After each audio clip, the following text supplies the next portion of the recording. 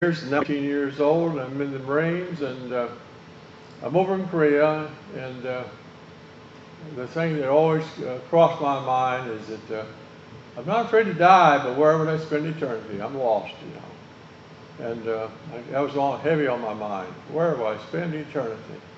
You ever think about that? Where will you spend eternity? It's not the death, you know, it's bad. It's where will you spend eternity?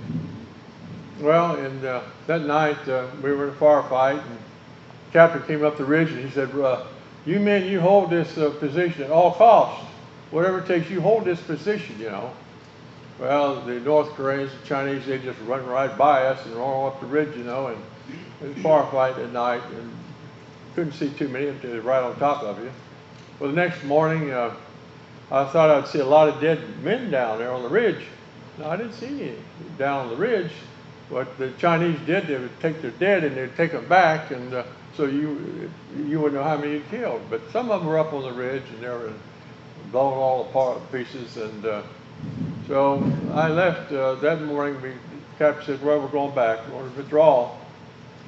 Went down the ridge, got down in the valley there, and I got caught in a mortar barrage. A mortar is a shell about 8, 10, 12 inches long, goes down in a tube, and they fire and it goes up, marches, comes down. When it hits the ground, it throws the shrapnel out. Well, one came down between another man and I, another Marine. We were about 4 or 5 feet apart, and the mortar landed right between us.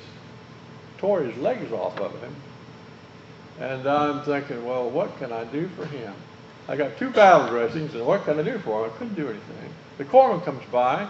He says, well, there's nothing I can do for him. He runs off down through the brush.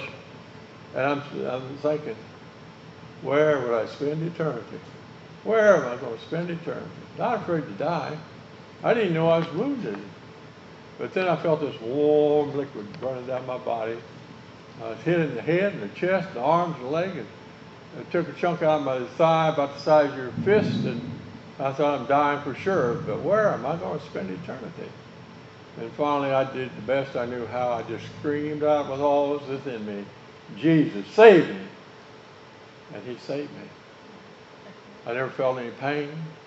The blood stopped running, and he filled my life with that joy, that peace that passes all understanding.